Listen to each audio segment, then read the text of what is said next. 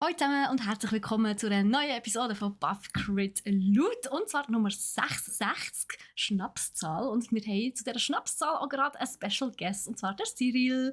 Hallo miteinander. Mal wieder einmal ist er da. Ich freue mich extrem und wir haben ganz viele spannende Themen für euch mitgebracht. Einerseits reden wir heute im Buff über GTA 6, wo anscheinend vom Strike nicht so beeinflusst werden können.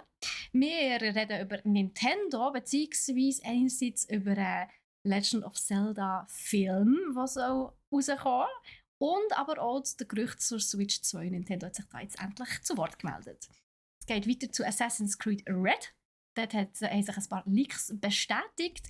Und im Crit ist das dann, haben wir ein neues Xbox-Bündnis. Microsofts neuer Plan bedeutet nichts Gutes. Yes. So viel und am Schluss noch ein bisschen laut. Genau. Und dann würde ich sagen, let's go. Here we are. Ja, scrollen wir wieder rüber. Genau. Und ja, dann kannst du gerade das erste Thema übernehmen. Ja, GTA 6, oder? Wir warten schon so lange auf irgendwelche News. Trailer ist angekündigt worden und jetzt gibt es schon natürlich gewisse Gerüchte, ja, kommt denn da überhaupt irgendetwas raus? Weil es ist zu einem Streik aufgerufen worden von der SAG-AFTRA ausgeschrieben. Heisst das, ich habe das auch googeln, weil es so elendslang ist. Screen Actors Guild and the American Federation of Television and Radio Artists. Yes, das Gott. Yes, Maria, genau. Und die haben abgestimmt, ob sie in den Streik gehen. Und das sind 98%, die gesagt haben, ja, mal, wir würden uns an einem Streik beteiligen. Heisst aber nicht, dass der Streik tatsächlich durchgeführt wird. Es haben dann nicht alle abgestimmt, Stimmbeteiligung war bei 27,5%, aber auf Zahlen raus, 34.700 etwa, Stimmen sind da zusammengekommen, die gesagt haben, doch, das würden wir unterstützen. Und warum betrifft es das GTA 6 und Gaming generell? Dort drunter sind natürlich auch die ganzen Synchronsprecher, Stunt-Leute. Ja, und meistens sind doch Games auch mit CGI, vor allem eben die Figuren bewegen, also das nehmen sie ja in echt auf, sag ich jetzt mal. Genau, die sogenannten Motion Capture Artists, genau, die mit einem weißen Bömbeli auf dem schwarzen Anzug. Ja, richtig, ja. Oh, Fun Fact an dieser Stelle, sorry, das muss ich schnell einwerfen. Bitte. Stray, das Katzenspiel. Dort haben sie ja auch mehrere Katzenmodelle gehabt, echte. Und das war recht lustig am Set. Das kann ich mir gut vorstellen. Ja, ich weiss jetzt auch nicht, ob die ja oder nein abgestimmt haben, die Katzen, oder das wird wahrscheinlich ewig ein Rätsel sein, wie Katzen an sich ein Rätsel sind, oder? Nichtsdestotrotz, bei Take-Two hat man gesagt, uns interessiert es gar nicht, uns kann ja nichts passieren. Also GTA 6 soll wie geplant dann irgendwann einmal rauskommen. Und zwar hat der CEO, der Strauss Zelnick, hat gesagt, sie seien geschützt. Ganz so in seine Karten blicken lassen er sich dann doch nicht. Er hat einfach gesagt, wir schätzen unsere Talente und wir haben exzellente Arbeiterbeziehungen und so weiter und so fort. Und bei den anstehenden Verhandlungen, die sie jetzt auch schon haben mittlerweile, können nichts passieren, weil eben sie sagen, die Anführungs-Schlusszeichen komplett geschützt. Jetzt, also verlassen sie sich eigentlich einfach auf Goodwill von ihren Angestellten. Das klingt für mich so. Ja, klingt ein bisschen so. Ja, vielleicht haben sie wirklich so super gute Beziehungen mit den Arbeitern, dass sie denken, ja, da wird nichts passieren bei uns. Oder sie haben im Vertrag drin, hey, bei uns gibt es nichts zu regeln. Oder dann entweder im zeigsten Vertrag und dann motzisch nicht. Könnte auch sein. Oder sie haben irgendwelche Alternativen noch am Start. Oder die Arbeiten sind vielleicht schon abgeschlossen. Das wäre natürlich auch ganz interessant. Gut, das Marketing ja noch sicher noch nicht. ja, beim Marketing sicher noch nicht. Aber wenn das heisst schon die Arbeit abgeschlossen, wenn sie arbeiten um ein Game herum abgeschlossen. Ja, vielleicht haben sie bei Motion Capturing schon Sachen drin fürs Modeling. Ich weiß es nicht, oder? Das ist schwierig. Also ich könnte natürlich auch gerne uns mal noch zukommen lassen, was ihr vermutet und was da in der Gerüchteküche bei euch so vor sich anbrodelt. Ja, aber ich finde es interessant, dass man jetzt noch die anderen Mitglieder, sagen wir, von diesen Gilden jetzt auch noch die Möglichkeit gibt zum Streiken. Ich weiß nicht, wie geht es dir als Konsumentin, Steffi, wenn du jetzt hörst, ja, die Games, die da rauskommen, die kommen vielleicht dann doch nicht raus oder verspätet? Also verspätet finde ich nie schlimm, ehrlich gesagt. Ich habe lieber ein Game, das fertig ist, gute Qualität hat, nicht buggy oder laggy ist. und nicht 1000 Dings braucht, Updates, bevor man es anständig kann spielen kann. Darum gegen verspätete Games habe ich gar nichts. Und ich denke mal, der Streik an sich wird auch seinen Grund haben. Also schlimm finde ich es gar nicht. Wenn es aber aufgrund des Streiks gar nicht rauskommt in einem Film oder in einem Game, das fände ich eher schade. Andererseits denke ich mir auch da, wenn wir es nicht gesehen haben oder nicht wissen, dass es rauskommt, ich meine, wie viele Games sind nie rausgekommen, die geplant waren oder sogar schon angefangen worden sind oder sogar schon fertig programmiert waren und die sind nie rausgekommen. Und wie sagt man so schön, was er nicht weiß, macht ihn nicht heiß oder so. Also, ja, nein, ich meine, wenn wir es nicht wissen, wie können wir dann traurig sein über das, weißt, dass es nicht rauskommt. Also von dem her, nö, das spielt mir eigentlich nicht so eine Rolle. Und ganz ehrlich, ich glaube, wenn es so gut wäre gewesen, dass es wie soll ich es formulieren? Also es gibt einen Grund, warum es dann schlussendlich nicht rauskommt. Weißt du, was ich meine? Ich habe mir das Gefühl, wenn es dann nicht rauskommt, dann ist es einfach zu wenig gut gewesen. Dann wird es wie einen Grund haben, warum es nicht rauskommt. Ja, definitiv, ja. Ich finde halt einfach interessant, dass fast alle, die jetzt abgestimmt haben, gesagt haben, ja doch. Und dann ist einfach doch ein grosses Bedürfnis bei diesen Leuten da, zu sagen, hey, ich habe meine Lohnvorstellungen und ich mache meine Arbeit und für das Game nachher so rauskommt, wie es uns nachher präsentiert wird, oder, tue ich auch meinen Beitrag leisten und ich will entsprechend für das entlöhnt werden. Was ja bei Hollywood dort die grosse Diskussion war, oder? Mit den Writers und so weiter. Aber es geht uns allen ja so. Wir wollen ja auch für unsere Arbeit entlöhnt werden. Natürlich. Ja. 1 Million Minimum im Jahr. Also. Du bist aber mit wenig zufrieden, Monsieur. Okay. Ja. Aber du, GTA 6, eben, wir können jetzt trotzdem noch auf den Trailer vorstellen, es passiert da nicht so viel. Hingegen... Wann kommt der Trailer? Der ist doch irgendwie angekündigt worden jetzt für den Dezember oder so. Das Datum weiss ich jetzt auch gerade nicht, leider. Das ist auch nicht auswendig. Ja, nur irgendwie im Dezember im Kopf, dass eben etwas announced worden ist. Ja. Also kommt sicher, der ploppt sicher bei allen auf der Startseite auf YouTube auf. Also da habe ich keine Angst, dass wir das verpassen, ja. Und was man nicht verpassen dann ist, wenn etwas im Kino rauskommt von Nintendo-Steffi. Ja, oh mein Gott! Ey, also ich weiss es ja schon länger, sagen wir es so. Das Gerücht geht schon sehr, sehr lang um. Das Gerücht um einen Zelda Live-Action-Film, das ist schon länger um. Ich meine, der Wunsch nach einem Zelda-Film ist ja schon seit Dekaden da, sagen wir es so. Es hat ja auch schon gewisse Attempts, also gewisse Versuche gegeben, um irgendwie etwas zu machen. Also viele Fans, die eigene Filme auf YouTube aufgeladen haben, die sie gedreht haben, teilweise mit wirklich sehr viel Herzblut, teilweise sehr, sehr schön inszenierte Fanfilme rund um Legend of Zelda. Und, oder auch animiert und teilweise wirklich grossartig, wunderschön. Und jetzt hat wirklich Nintendo bestätigt, ja, es wird einen Live-Action-Film geben zu Legend of Zelda. Und ich meine, einerseits klar, im Frühling, April ist es, glaube ich, ist ja der Mario-Film rausgekommen. Der war ein Wahnsinnserfolg. Der hat ja eingeschlagen wie eine Bombe. Wenn ich es recht im Kopf habe, hat der, glaube ich, über 1 Milliarde Umsatz gemacht. Wow.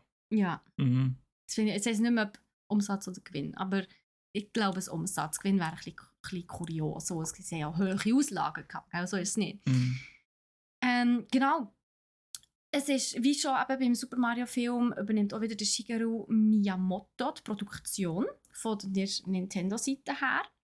Der Filmproduzent ist der US-Amerikaner Avi Arad. Ich finde es dann wahnsinnig amerikanisch. Aber ja. Und das Filmstudio Arad Productions, die haben auch schon diverse Marvel-Filme gemacht. Unter anderem die Spider-Verse-Filme, die ja auch ausgezeichnet worden sind. Hast du Spider-Verse mal gesehen? Nein, ich habe einfach sehr viel Gutes gehört und es ist noch auf meiner Liste zum Nachschauen, auf jeden Fall. Okay. Ja. Also ich habe Into the Spider-Verse, den ersten habe ich mal gesehen und der ist hure geil. Das ist richtig cool umgesetzt. Ich kann mich freuen. Voll. Genau, der Filmregisseur, wenn ich es richtig aussprechen kann, ist der Wes Ball. Der ist bekannt für zum Beispiel Maze Runner. Der hat damit gewirkt. Und lustigerweise soll der Film zum Großteil natürlich von Nintendo, aber auch von Sony Pictures Entertainment finanziert werden. Kannst du dir das vorstellen? Das ist so kurios. Das ist weird, ja. Ja, und vor allem ist Sony auch für die Veröffentlichung zuständig. Ich finde es wirklich sehr, sehr interessant, dass Nintendo und Sony dort eine Kooperation haben. Wer hat das mal gedacht? Ja, aber Sony tut dann sicher das ganze Marketingbudget streichen, oder? Ich hoffe es nicht. Die Frage ist, braucht Zelda überhaupt Marketingbudget? Ja, fair enough, ja. Wobei, wahrscheinlich werden sie cooles Marketing machen. Und ich hoffe es. Ich hoffe, es wird so... Eigentlich mittlerweile, wenn ich an geiles Filmmarketing denke ich an Barbie mittlerweile. Ja, der ist wirklich extrem gut gelungen, ja. Apropos, ich muss schnell Klammern aufmachen. Barbie und Oppenheimer ist ja gleichzeitig im Kino gelaufen. Und aus dem ist ja das Meme Barbenheimer entstanden. Es gibt jetzt tatsächlich so einen Trash-Filmregisseur, der wirklich einen Film daraus machen will. Barbenheimer. No way! Ja. Oh mein Gott, das wird das.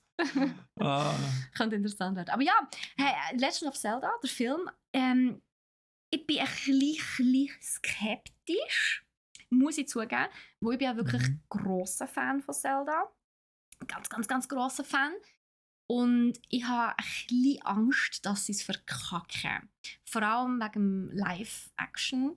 Also ich meine, das ist immer die grosse Angst, wenn irgendein Anime oder ein Game oder ein Manga oder ein Buch verfilmt wird mit echten Schauspielern, dass sie entweder die Schauspieler nicht wirklich gut casten oder es fucking cringe wird oder einfach irgendwie es stimmt einfach nicht, oder? Ja. Oder die Story geht zur Hälfte verloren oder sie verändern es dermaßen, dass es irgendwie nicht mehr zur Lore passt. Und vor dem habe ich wirklich ein bisschen Angst. Und wenn sie nicht ein wirklich fettes Budget haben für wirklich ausgezeichnet gutes CGI, dann sehe ich ein bisschen schwarz. Also muss ich sagen, da bin ich nicht ganz so optimistisch, wie ich gerne wäre. Siehst du das Problem darin auch, dass der Link nicht reden darf? Ja, ja, definitiv. Also ich meine, das ist ja... Der Link ist bekannt dafür, dass er nicht redet. Lustigerweise aber nur in den Games, in den Mangas. Also für die, die es nicht wissen, es gibt ja Mangas dazu, dort redet er ja viel. Ja, genau. Aber man weiß halt nicht, wie seine Stimme tönt. Und ich kann mir es gut vorstellen, einen Film zu haben mit einem Schauspieler, also mit einer Hauptfigur, die nie redet. Aber ich fände es komischer, wenn er plötzlich eine Stimme hätte, glaub's. Oder weißt du, wenn dann vielleicht so ab und zu mal so ein Satz oder ein Wort, aber nicht so wie echt, dass er ganz, ganz still wäre und halt mehr würde zuhören und mehr würde beobachten und halt sehr in sich gekehrt. Und ich bin vor allem auch sehr gespannt, wie sie so kämpfen und alles so umsetzen. Vor allem, also, ich meine, es gibt ja so viele verschiedene Zelda-Games. Verfilmen sie ein spezifisches Game oder machen sie komplett neue Story oder what happens? Also anscheinend ist Regie und Drehbuch, also wer Regie führt und wer Drehbuch schreibt, das Drehbuch selber ist noch nicht geschrieben, aber wer es schreibt, steht schon fest. Und ich hoffe einfach wirklich, wirklich, wirklich, dass das vom Inhalt her, von der Story her einfach am Zelda treu bleibt. Also am Zelda-Game, den Origins, den Wurzeln treu bleibt. Okay, aber man weiß jetzt nicht, ob es irgendwie eine Adaption ist von einem Game oder ob es ganz neu, okay, das nicht. Nein. Oder ob er irgendwie muss in den Tempel gehen und seine Items zusammensammeln. Wie auch immer das nachher rauskommt, oder? Absolut keine Ahnung, ja, ich weiss es echt nicht. Gut, gell, ich meine, vielleicht werden sie sich auch eher ein bisschen an die Mangas halten. Und lustigerweise, gell, bei den Mangas, dort hat es die ganzen Tempel und so nicht. Ja. Also nicht in diesem Ausmaß. Dort ist mehr, und meine Tempel sind ja dann, eigentlich, wenn es um die Story geht, aber nicht wirklich relevant. Es ist halt typisch Gameplay, oder? Genau, ja. Aber wenn es wirklich um die Story geht, sind so Tempel und so nur so semi-relevant. Und vor allem hast du ja zum Beispiel bei It's Breath of the Wild und Tears of the Kingdom gar keine wirklichen Tempel mehr gehabt. Okay. Also nicht so im so Oldschool-Style, sage ich jetzt einmal. Aber ich finde, es braucht es nicht unbedingt für einen Film. Gar nicht. Aber ich bin sehr gespannt trotzdem, wie sie es umsetzen. Ja, Dito, ja. Also ich habe ja früher auch viel Zelda gespielt und dann, ich muss ehrlich gestehen, ich habe die auf der Switch, weil ich habe ja keine Switch und ich gar nie können spielen.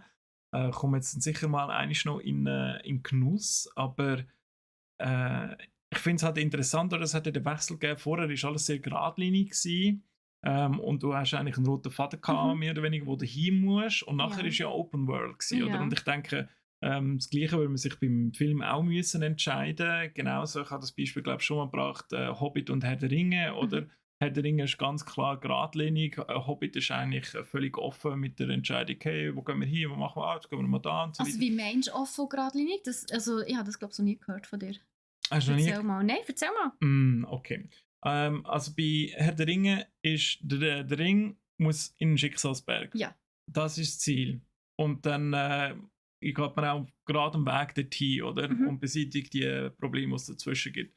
Und bei Hobbit fängt es ja schon damit an, dass sich eigentlich der Bilbo entscheidet, ja, gehe ich jetzt mit den Zwergen mit oder nicht? Und er entscheidet sich dann, ja, ich gehe doch mit und so. Und er steht immer wieder vor Entscheidungen, wo er sich könnte nach links oder rechts bewegen wohingegen er hat ja nicht irgendwie so das oberste Ziel mit der Ring muss gefunden werden oder ich muss den zurückbringen oder Zwerge haben ihr eigenes Ziel, oder?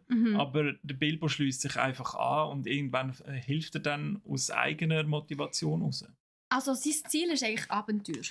Ja, würde ich so sagen, ja. The path is the goal. Ja, genau so kann man das sagen, ja. Okay. Das Ziel ist der Weg und beim anderen ist wirklich... Ja, umgekehrt. Ja. Der Weg ist das Ziel. Ja, in so einer Art, ja, nicht ganz, aber funktioniert es doch nicht so gut. Ja. Okay, ja, stimmt. Das, ja. Aber schlussendlich, ja, jetzt bei Zelda, ja, ich weiß gar nicht, ob das, also ich hoffe einfach, dass wir nicht müssen Prinzessin retten. Ganz ehrlich. Wäre das zu kitschig und nicht mehr zeitgemäss? Das vor allem, ja. Ich meine, sie haben es ja sogar bei Mario geschafft, dass sie die Prinzessin nicht müssen retten, weißt du? Ja. Peach war ja mega badass gewesen. Das war Ja. ein Hammer gewesen. Und das ist ja wirklich gefeiert worden, gell? Und Ja. aber ich hoffe wirklich, dass es wirklich auch wieder so rauskommt, dass Zelda, die Prinzessin, auch, dass sie auch ein bisschen eine wichtige Rolle spielt und nicht einfach nur die Prinzessin ist. Und übrigens für Zelda, also vor allem die Fans von Zelda, haben auch schon eine Idee, wer Zelda so verkörpern. Also wer das die Schauspielerin soll sein. Und zwar ist das Dings, so ein Model-Schauspielerin ist sie. Wie heisst sie? Hunter Schäfer. Oder Schäfer. Hunter Schäfer. Okay. Sie sieht ganz elfenhaft aus. Also ganz schmale mit langen blonden Haaren, feines Gesicht, grosse Augen. Es würde mega gut passen. Also nur vom Optischen her? Rein vom Optischen würde es mega gut passen. Und sie ist tatsächlich sogar gefragt worden, ob sie sich so könnte vorstellen, Zelda zu spielen. Und die war mega begeistert davon. Ja. Sie hat sogar effektiv selber Zelda mal gespielt. Und sie fand es mega toll. Das ist top. Ja. Ich finde schon, wenn du selber... Also wenn man schon ein Game verfilmt oder ein Buch, gut, bei Büchern vielleicht weniger, aber bei Games oder eben ein Manga-Anime, so als bei One Piece, es ist einfach so viel geiler, wenn die Schauspieler Fans sind von den Rollen oder von der Geschichte oder vom Game oder vom Anime. Das macht so viel aus. Ja, extrem. Aber auch nur, wenn sie dann auch ein bisschen auf dich hören, oder? Wir haben es bei The Witcher gesehen, wo es dann nachher mit der Geschichte ein bisschen verhunzt worden ist. Und ja, der Henry Cavill natürlich geschoben ist und gefunden hat, auf das habe ich keinen Bock mehr. Ja. Ja, er hat sich halt mit etwas anderem identifiziert, nämlich mit Geralt, so wie er im Buch war. Oder? Genau, weniger von den Games aus, genau. Und dort finde ich eben, ist es super geil, dass eben bei One Piece zum Beispiel, dort der Eiichiro Oda wirklich mit am Set ist. Und halt auch immer sagt, nein, finde ich nicht gut, nein, gefällt mir nicht. Ja. Oder halt, er hat schlussendlich zu entscheiden, ob das für ihn so in Ordnung ist oder nicht. Und sagen wir es so, ich hoffe, also bei Nintendo, eben seitens Nintendo ist ja der Shigeru Miyamoto involviert, also es kommt schon gut. Ja, ich denke es auch. Aber ich bin trotzdem sehr gespannt. Ich sage jetzt, es kommt gut, weil ich wirklich mit tiefem Herzen hoffe, dass es gut kommt, aber ich bin trotzdem skeptisch. Ja. If you know what I mean. Mit sicher ganz vielen anderen, die genau das Gleiche hoffen, Steffi. Ja. Darum plötzlich mal wissen, was ihr davon haltet. Ja, und auch, was ihr davon haltet mit Switch 2, mit dem ganzen Thema, mit den Gerüchten, die rumgehen. Ja, aber Gerüchte haben wir, glaube ich, vor 2 Wochen auch schon geredet. Oder Schon. vorletztes Mal. Ja, gell, das Gerücht um die Switch 2, die gibt es ja seit Ewigkeiten. Ja. Ja, ich habe ja auch intern gehört, oder? Unser Kollege hat gesagt, ja, die kommt noch Ende Jahr. Hey, wir haben interne Werte laufen. Ja, natürlich. Ah, natürlich. Seit Anfang, also seit letztes Jahr haben wir, glaube ich, angefangen. Okay, ja, vielleicht verlieren sie ja alle, wer weiß, oder? Maybe. Weil Nintendo hat sich zu Wort gemeldet zu diesen ganzen Gerüchten, also wie Leistung ist gleich wie Xbox X und PS5 und kommt im 24 raus, soll nur 500 Stutz kosten, kein OLED-Display, whatever. Es hat ganz viele Sachen gegeben. Und Nintendo hat sich jetzt zu Wort gemeldet und so eine Regel vorgeschoben, aber auch nicht ganz so richtig. Weil sie haben einfach gesagt, Gerüchte zu der Switch 2 sind ungenau. Was auch immer das jetzt heisst, oder? Und der Nintendo-Präsident Shuntaro Furukawa hat gesagt, es sei auch schlichtweg unwahr, dass hinter Vorhang von der Gamescom gewissen Entwicklern schon ein Vorab-Prototyp von der neuen Switch gezeigt wurde. Stimmt, dort ist es darum gegangen, dass ein Leaker gemeint hat, so ja, an Gamescom sie geben die Switch 2, wie sie ja unter Fans genannt wird, schon umgegangen sind als, wie sagt man dem, Dev-Kit. Ja, glaub's, dass wo die Entwickler von Games halt eigentlich müssen wissen, auf was für eine Konsole sie ihre Games müssen anpassen. Also für die Specs und so weiter. Developer-Kit, genau. Ja. Also aber Dev-Kit, ja. Ja, ich habe mit Dev ja an Sensomat gedacht. Ja. Dev-Kit, genau. Genau, und eben dort ist das Gerücht umgegangen, dass es anscheinend schon Prototypen gäbe, genau. Aber das ist jetzt so wie sagt man, negated worden. Ja, genau. Ja, aber ich finde, man hat mit Nintendo jetzt auch, man hat es nicht ganz richtig gemacht, oder man hat einerseits gesagt, es ist ungenau und ja, unwahr, okay, aber ungenau. Was heisst denn das? Irgendeines von den Gerüchten trifft irgendwo ein bisschen zu. Ja. Das kostet nicht 500, sondern 1500 Stutz. Zum Beispiel, oder? Das ist auch ungenau. Könnte auch sein. Wir könnten jetzt wieder ewig lang darüber diskutieren, was da mit der Switch 2 genau passiert oder was nicht. Nintendo einfach wird weiterhin schweigen. Nintendo schweigt immer. Also wenn wir in den letzten paar Jahren etwas über Nintendo gelernt haben, dann ist es, dass sie nichts sagen, bis es effektiv zu 110% stimmt. Ja. Und am nächsten Tag erscheint. Ja. Dann sagen sie etwas, so gefühlt. Ja. Nein, in diesem Geschäftsjahr 2023, das ist bis Ende April 2024, dann ist das Geschäftsjahr zu Ende, dann kommt sicher keine neue Konsole. Ja, also, und bis dann, denke ich mal, wird auch keine announced werden. Ja. Aber 2025, also beziehungsweise Mitte, Ende nächstes Jahr, könnte es gut sein. Nächstes Jahr auf das Weihnachtsgeschäft hier könnte es schon effektiv gut sein. Obwohl man ja auch muss sagen, dass die Switch mal wieder Zahlen schreibt, die haben Wahnsinn. Die sind mal wieder ihre eigenen Rekorde brechen. Ja, aber ich meine, es ist auch krass mit dem ganzen Pricing, das sie haben, oder? Dann schaust du Preise an von einer PlayStation 5, von einer Xbox Series X und dann brauchst du noch einen Controller. Und dann siehst du nebenan zum halben Preis, Black Friday zum Beispiel lässt grüßen, oder? Siehst Nintendo Switch mit 2 Controllern. Und dann, lässt du Kollegin spielst Mario Kart, Mario Party, whatever. Zelda. Mit Kollegen schwierig? Wieso?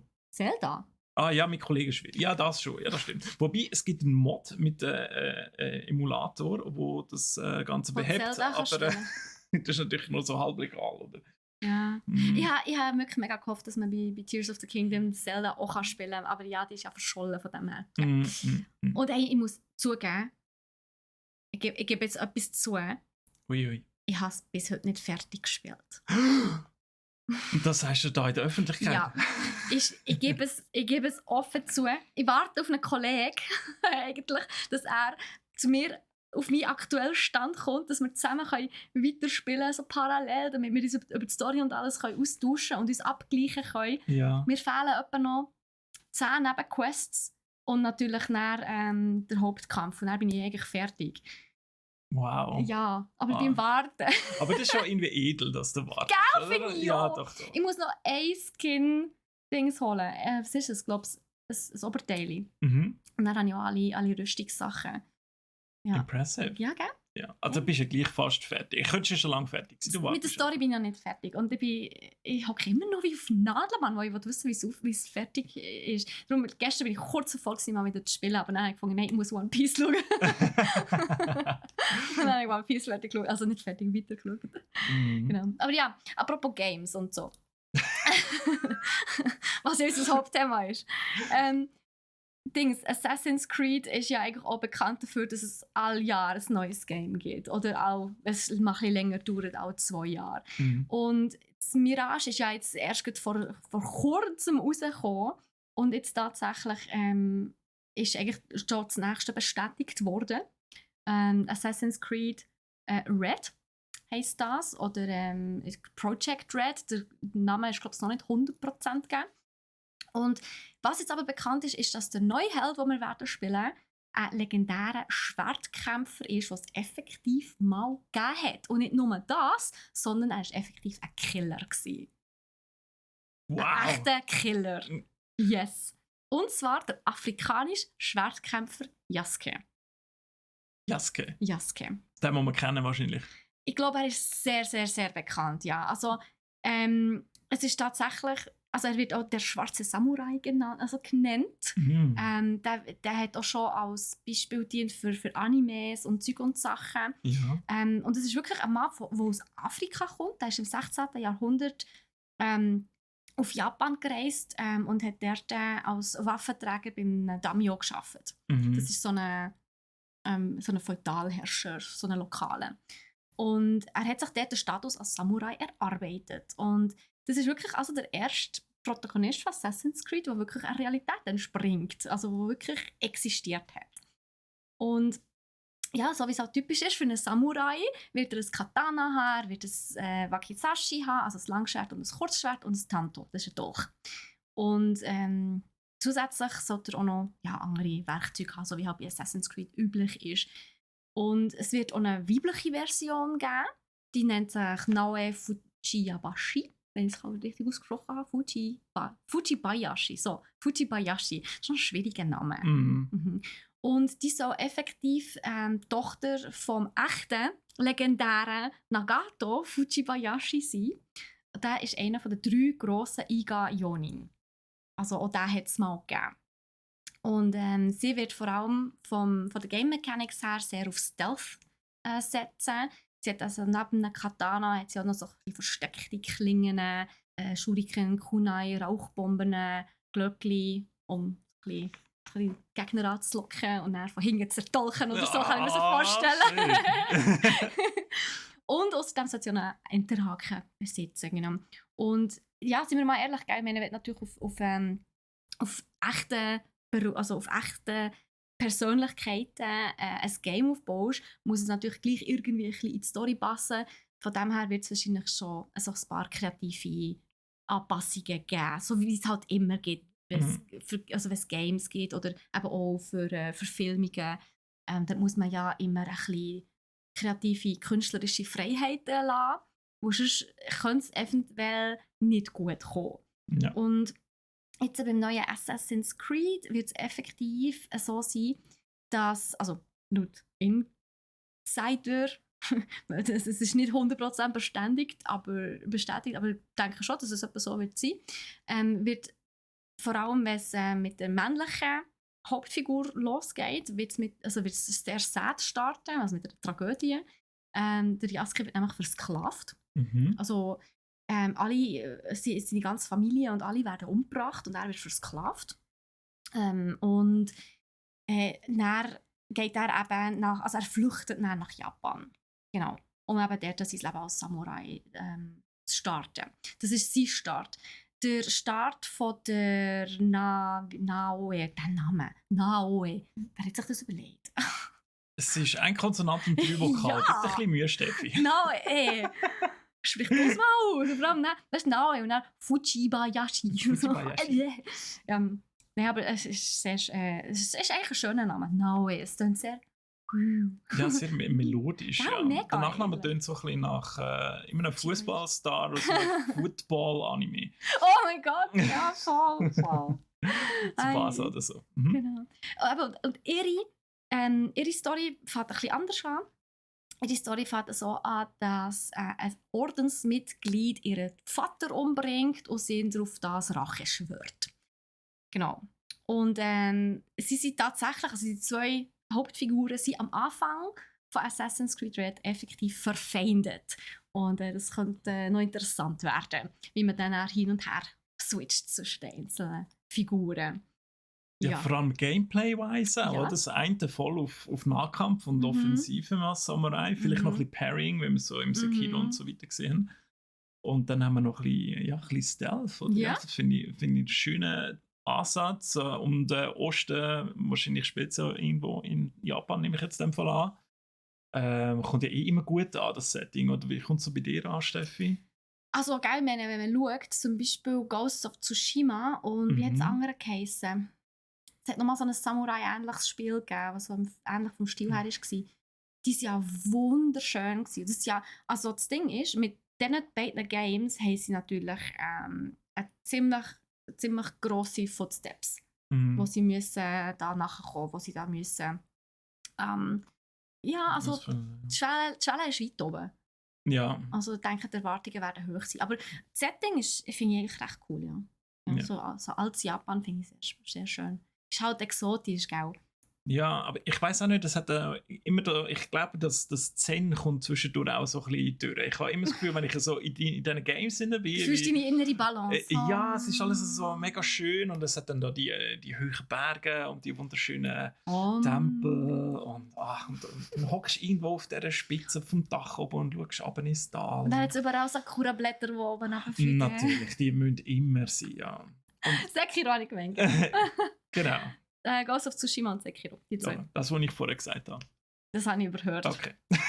Gekonnt überhört. Nein, ist gut. Ja. Shadows Die Twice, ja. Vielleicht kommt wieder noch was Neues. Ja, also ja, man kann gespannt sein. Also ich finde es einfach lustig irgendwie. Kaum ist das eine draus, wird schon massiv über das nächste geredet. Ja. Aber ich meine, wie viele Assassin's Creed gibt es mittlerweile? Wow, da. So viel. Viel zu viel. Das kann man ja gar nicht mehr alles spielen. Das sind nicht 12, keine Ahnung.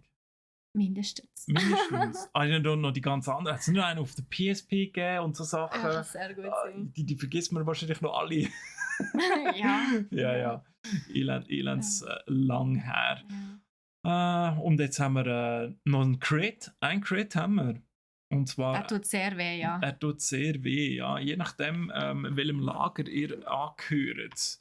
Und zwar Microsoft geht in eine neue Partnerschaft, nachdem sie jetzt erst gerade Activision Blizzard gekauft haben. Machen sie jetzt noch eine grosse Zampano und gehen mit InWorld AI in eine Zusammenarbeit. Weißt du, hast du von InWorld AI schon gehört? Noch nicht? Okay. Ich auch nicht, bis dato. Und muss aber sagen, ist eigentlich fast schon vielleicht auch ein gutes Zeichen, vielleicht auch schlecht, ich weiß es nicht, weil es sind auch ganz grosse Namen sind dort schon dabei in diesem Projekt, wie NetEase Games, Niantic, Unity, Epic Games, Disney Accelerator und so weiter und so fort, wo sich die AI zunutze machen. Und InWorld AI hat sich darauf spezialisiert, Tools zu liefern, die künstlich gesteuerte NPCs erschafft und verbessert. Also ihr Verhalten oder alles? Also jetzt nicht vom Aussehen, sondern wirklich das Verhalten, Dialogoptionen, wie sie sich nachher auch entwickeln und wie sie gerade reagieren auf das, was du gemacht hast oder was gerade passiert. Oder ist dir sicher schon aufgefallen, hast du in ein Game gespielt und dann kommt im Tutorial, kommt das Tutorial-Fenster, das aufploppt, genau dann, wenn du das und jenes machst. Also das ist natürlich einfach, das ist jetzt gescriptet auch, aber die AI könnte das auch theoretisch ersetzen. Und da gibt es jetzt ganz viele Ansätze, die man mit dem verfolgen will. Der Haisan Chang, wenn ich das richtig ausspreche, garantiert nicht, weil es ist Chinesisch, der General Manager von Gaming AI von Microsoft, hat einen Blogpost gemacht und dort gesagt, wie sie die AI gerne würden verwenden. Einerseits als KI-Design-Co-Pilot, wo der Entwickler soll helfen, dass sie kreative Ideen können entwickeln und Prompts, in detailliertes Skript, Dialogbäume-Quests und so weiter. Und dass es so ein bisschen Ideen gibt, wie wir arbeiten ja nur noch mit ChatGPT. Oder? Ja, klar, nur. Alle unsere Texte sind nur mit ChatGPT geschrieben. Komplett. Also auch wenn ihr da Twitch-Chat mal gesehen oder so, das ist alles nur noch ChatGPT, die gibt es gar nicht. Oder? Wir sind auch nur Hologramm. Genau, richtig. Unsere Stimmen sind auch auf AI konstruiert. Wir existieren eigentlich gar nicht. Korrekt, ja. Ja, beim Einstellen haben wir die Stimmen müssen abgeben, sind ausgezahlt worden und dann genau. haben wir gehen. Genau. Korrekt, ja. Die andere Möglichkeit ist eine KI-Engine, die soll im Spielclient integriert werden und dann neue Erzählungen ermöglichen und so dynamisch generierte Geschichten, Quests, Dialoge und so weiter, die Spieler können erleben können. Also tut es dann die Quests und so auch neu generieren aus einer Datenbank oder gibt es die schon und die KI tut dann mehr steuern, was du jetzt gerade bekommst? Das ist eben die Frage, oder? Einerseits tust du mit deinen Inputs die Datenbank füttern, aber wer macht die Datenbank? Wo kommt die Datenbank her? Oder tut es auch irgendwie auch aufs Internet zugreifen? Oder ist es eine Datenbank, wo alle Entwickler irgendwann mal dranhängen, wo die ganzen Ideen drin sind und dann rausgenommen werden? Das ist interessant, oder? Also ich muss sagen, die ganze KI-Geschichte, ich habe grundsätzlich überhaupt nichts gegen KI. An sich finde ich es eigentlich eine coole Sache, wenn man es zur Unterstützung braucht. Aber für neue Perspektiven einzunehmen, neue Ideen ein bisschen zu sammeln, einfach dort ein bisschen damit umzuspielen, zum auch ein bisschen zu brainstormen und Sachen. Das ist wirklich, wirklich grandios sein, sei es jetzt für Text oder Bild. Aber ich habe einfach unglaublich Angst, dass es ein mega Einheitsbrei gibt.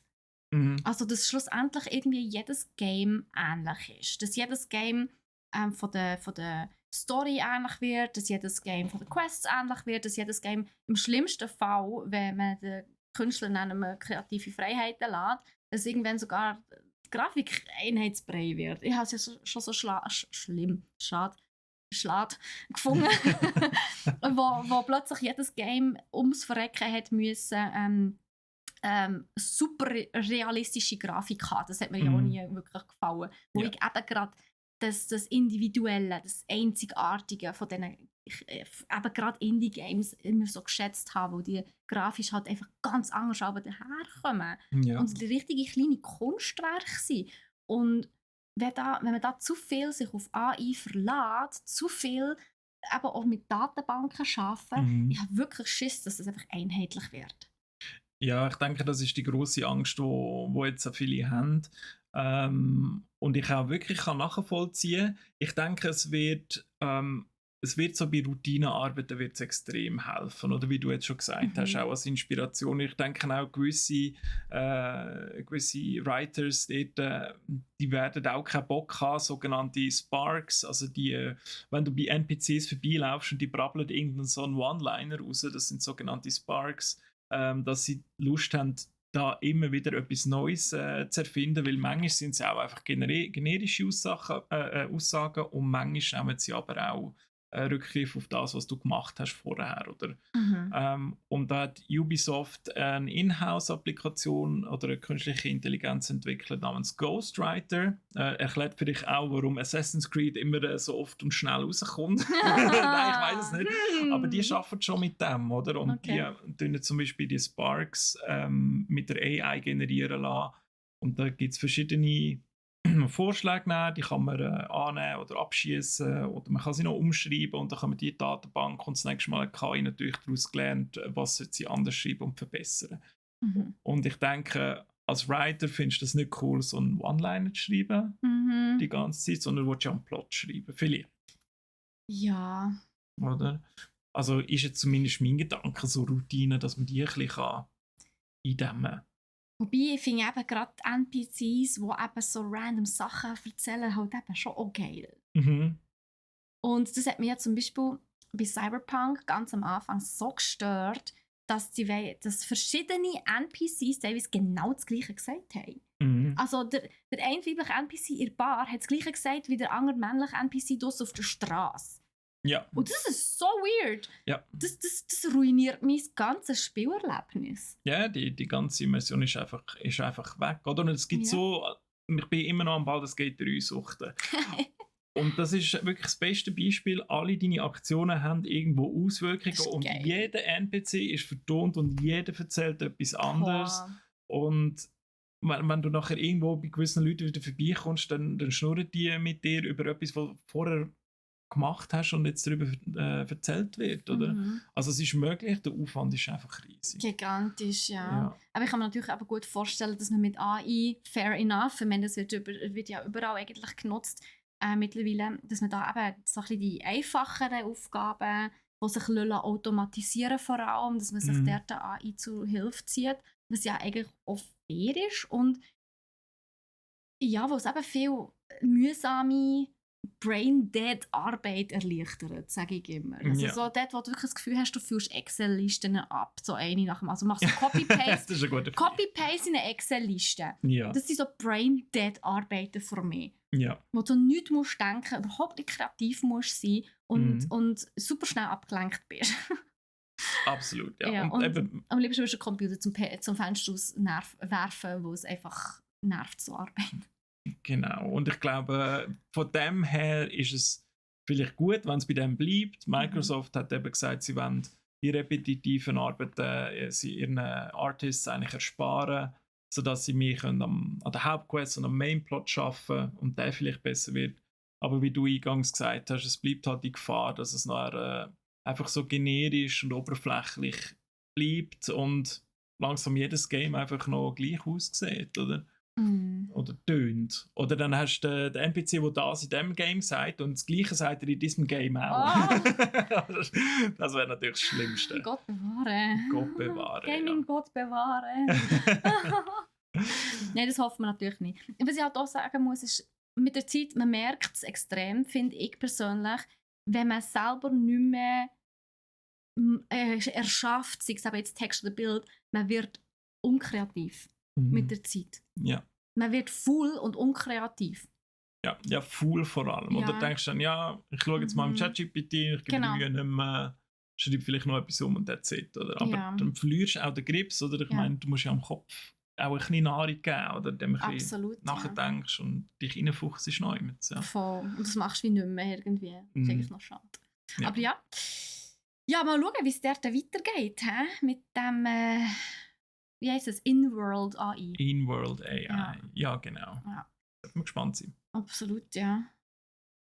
Und, laut? Ich habe nichts im Fall rausgeschrieben, muss ich zugeben. Vorher ist mir so in den Sinn gekommen, so, oh shit, wir hätten ja noch laut. Ja. Aber ich kann schon schnell nachschauen, jetzt kann ich das ein bisschen klicken. Was wir so Neues haben bei uns im Gaming-Bereich.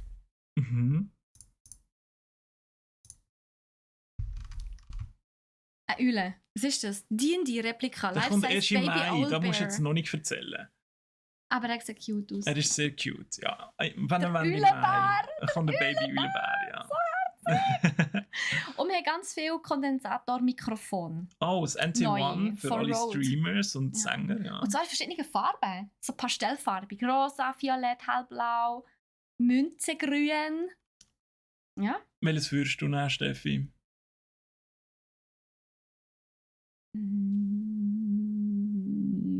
Weiss es gerade nicht. Echt? Ja. So. Okay. Ich hätte es dir schon pink zugeschrieben. Ich finde es nicht so ein schönes Pink. Weil es Pastell ist? Nein, es ist so lachsig. Okay. Ja, gut. Ich liebe Pastellfarben. Wirklich mega. Vor allem gerade für so technische Sachen. Ich finde den Kontrast so geil zwischen so Tech und so Pastellfarben. Ja. Ich finde es mega nice. Ja. Nein, ich glaube, das Violette. Oder das Hellblau. In letzter Zeit habe ich gerne Hellblau. Ja. Genau. Ja, aber lässig. Was ich auf jeden Fall wieder mache, ist, wir haben ja immer am Dienstag ein Gaming News Booklet auf Instagram. Falls ihr das noch nicht gesehen habt, geht unbedingt mal auf Instagram schauen. Instagram/brackch, wenn ich es... Nein, ohne CH, ich glaube sogar nur Brack. Wir können jetzt schauen, dort findet es schon.